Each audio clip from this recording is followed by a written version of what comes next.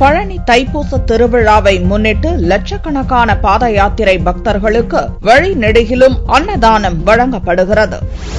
அறுபடை வீடுகளில் 3ஆம் படை வீடான பழனி முருகன் கோவிலில் தைப்பூச திருவிழா செவ்வாயன்று நடக்கிறது. தைப்பூசத்தை முன்னிட்டு தமிழகம் முழுவதிலிருந்தும் லட்சக்கணக்கான பக்தர்கள் பல்வேறு காவடிகளை எடுத்து பாத யாத்திரையாக வருகின்றனர்.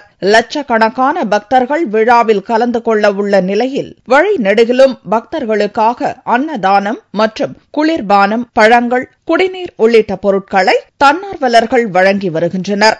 சென்னையைச் சேர்ந்த சிறுவாபுரி முருகன் புகழ்பாடும் அண்ணாமலையார் ஆன்மீக வழிபாட்டு குழுவினர் சாமை, குதிரைவாலி, ஆவாரம்பூ, முடக்கத்தான், திணை உள்ளிட்ட இயற்கை மூலிகை உணவுகளை வழங்கினர். இந்த அன்னதானத்தை நாங்கள் 5 வருஷமா பண்ணிட்டு இருக்கோம். சென்னையில சிறுவாபுரி முருகன் கோயிலுக்கு அன்னதானம் திருக்கல்யாணம் பண்றோம். இந்த பானை யாத்திரைக்கு சாதாரணமா ஆரம்பிச்சிருந்தாங்க. அதாவது ஒன்றும் இல்லாம சின்ன ஒரு அன்னதானம் பண்றாங்க. அவரு சும்மா ஃபர்ஸ்ட் வருஷம் ஆரம்பிச்சு 2 வருஷம் ஆரம்பிச்சாரு. 3ஆம் வருஷம் பார்த்து சரி நாங்கள் வரல. அப்போ குழு சார்பு யாருமே வரல. 3ஆம் வருஷம் நாங்கள் பார்த்தோம் இந்த குழு எப்படிதான் பண்றாங்கன்னு. அப்போ நாங்களே ஆச்சரியப்பட்டோம். இந்த மாதிரி இந்த ஒரு மால்ட் ஒரு ஆரஞ்சு பழமும் தண்ணி பாட்டில் இங்கே நடந்து போறவங்களுக்கு நிறைய சாப்பாடை வேஸ்ட் பண்றாங்க.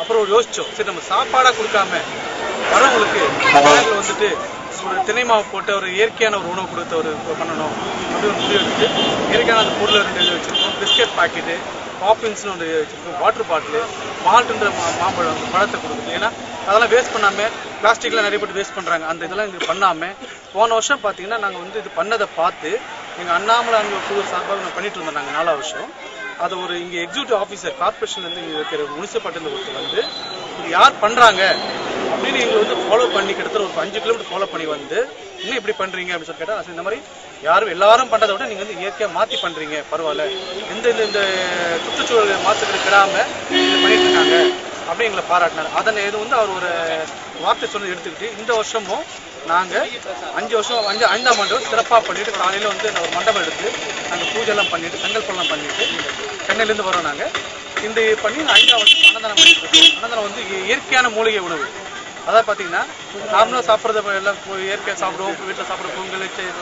இங்க பாத்தீங்கன்னா குதிரைவாலி அரிசி, அப்புறம் திணை மாவு பொங்கல், முடக்கத்தான் சட்னி. அதாவது நம்ம நடந்து போறோம், பாதை எடுத்துட்டு நடந்து போறோம்ல, எந்த கால் வலி இல்லாம நம்ம முருகனை பார்க்கறதுக்கு ஈஸியா இருக்கிறதுக்காக அது ஆவாரம் சாம்பார் எல்லாமே சாறு பண்ணி அது கொடுத்து நாங்கள் இது பண்ணிட்டு இருக்கோம். நாங்கள் இது இப்போ நாங்கள் இந்த 5ஆம் வருஷத்துல சிறப்பா கிட்டத்தட்ட பாத்தீங்கன்னா போன வருஷம் ஒரு 30 பேர் தான் வந்தோம். நாங்க இந்த வருஷம் மொத்தம் 120 பேர் எங்க குழுல வாலண்டியரா நாங்க வரணும், எங்க குழுவை பார்த்து இது பண்ணிட்டு இருக்க சொல்றாங்க. சென்னையில ஒரு பிரபலமா இந்த முருகனை பண்ணிட்டு இருக்கோம். இந்த பழனி ஆண்டு எங்களை கூப்பிட்டு இந்த மாதிரி இடத்துல அன்னதானம் பண்ணி எங்க சிறப்பிக்கிறோம். ரொம்ப இது பண்ணி கடந்த ஆண்டை விட இந்த ஆண்டு அதிக அளவு பக்தர்கள் தைப்பூச வைபவத்தில் கலந்து கொள்ள உள்ளதால் பாதுகாப்பு ஏற்பாடுகளை மாவட்ட நிர்வாகம் பலப்படுத்தியுள்ளது.